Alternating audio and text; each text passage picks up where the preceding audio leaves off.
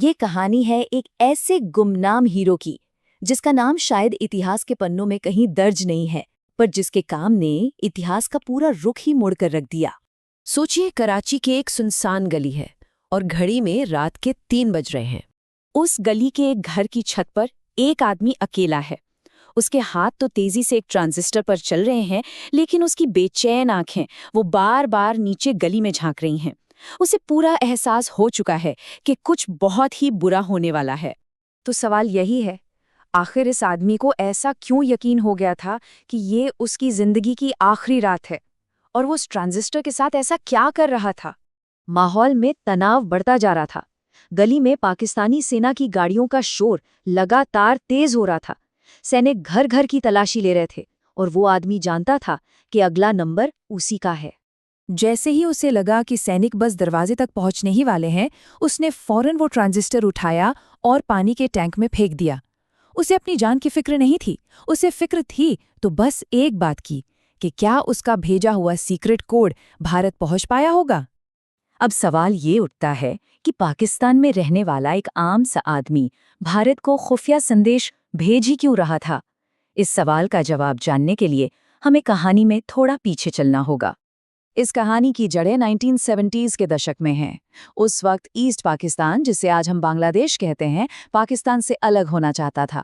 भारत इस अलगाव का समर्थन कर रहा था और इसी तनाव के बीच 1971 का युद्ध छिड़ गया। और इसी युद्ध के दौरान इस आदमी के चाचा, जो खुद पाकिस्तानी सेना में थे, अचानक रहस्यमयी तरीके से गायब हो गए। बस इसी घटना ने उसके दिल में पाकिस्तान के खिलाफ नफरत की एक ऐसी आग जला दी जो कभी बुझ नहीं सकी। इस आदमी का नाम था आरिफ कुरैशी। दुनिया के लिए वो कराची के एक बाजार में एक मामूली सा रेडियो मैकेनिक था, लेकिन इस आम सी पहचान के पीछे एक बहुत बड़ा, एक बहुत गहरा राज छिपा था। लेकिन बदले की आग में जल रहा एक आम रेडियो मैकेनिक भला भारत की सबसे बड़ी खुफिया एजेंसी रॉ की नज़र में आया कैसे? देखिए, रॉ ने कोई जल्दबाजी नहीं की। पहले कई महीनों तक आरिफ पर चुपचाप नजर रखी गई।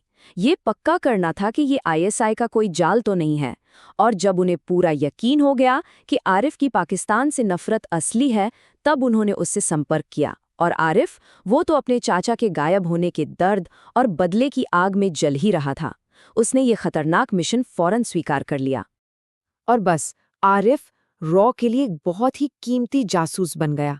वो अलग अलग फ्रीक्वेंसी पर छोटे छोटे कोड्स के जरिए पाकिस्तानी नेवी की हर हरकत, कराची पोर्ट की गतिविधियां और मिलिट्री कॉन्वॉय के रूट्स, ऐसी न जाने कितनी अहम जानकारियां भारत भेजने लगा।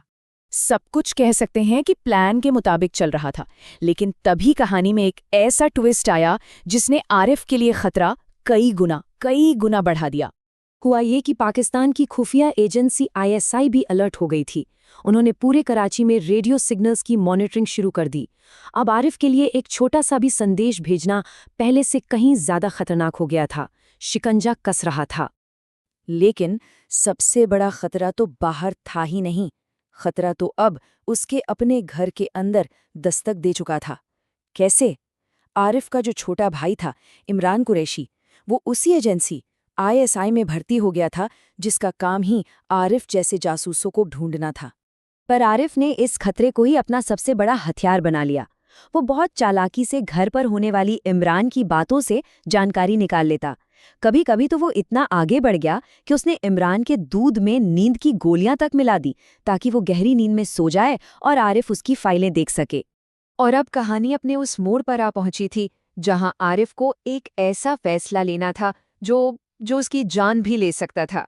खतरा अब सिर्फ कराची में नहीं था, बल्कि ठीक उसके घर के बाहर खड़ा था। उसके मोहल्ले में ही आईएसआई की एक मोबाइल मॉनिटरिंग वैन तैनात कर दी गई थी, जो दिन रात रेडियो फ्रीक्वेंसी ट्रैक कर रही थी। अब कोई भी सिग्नल भेजना मतलब सीधे सीधे मौत को दावत देना था। और ठीक इसी वक्त भारत में रॉ को कराची पोर्ट से जुड़ी एक बेहद अहम जानकारी की सख्त जरूरत थी। अब आरिफ के सामने दो ही रास्ते थे, या तो वो हमेशा के लिए खामोश हो जाए और अपनी जान बचा ले, या फिर आखिरी बार सब कुछ दांव पर लगाकर वो जानकारी भारत पहुंचाए। आरिफ ने दूसरा रास्ता चुना। उस रात वो छत पर गया, ट्रांसमीटर चालू किया, लेकिन इस बार उसने कोई छोटा कोड नहीं भेजा। उसने एक पूरा डिटेल्ड मैसेज भेजा जो करीब 2 मिनट तक चला, और यही 2 मिनट उसकी सबसे बड़ी गलती साबित हुए। आईएसआई की वैन को उसकी लोकेशन पिन पॉइंट करने के लिए इतना समय बहुत था। तो चलिए अब वापस चलते हैं कहानी की शुरुआत में। उसी छत पर उस रात जब पाकिस्तानी सेना उसके दरवाजे पर दस्तक दे चुकी थी, कुछ ही देर में उसके घर का दरवाज़ा खटखटाया गया। आरिफ ने हिम्मत जुटाई और दरवाज़ा खोला। सामने पाकिस्तानी सेना के सैनिक थे और उनके साथ खड़ा था उसका अपना भाई इमरान। लेकिन उस रात किस्मत ने एक अजीब खेल खेला। जब सैनिकों ने आरिफ को उसके आईएसआई एजेंट भाई के साथ देखा तो उन्हें लगा कि कोई जासूस भला एक आईएसआई एजेंट के साथ एक ही घर में क्यों रहेगा।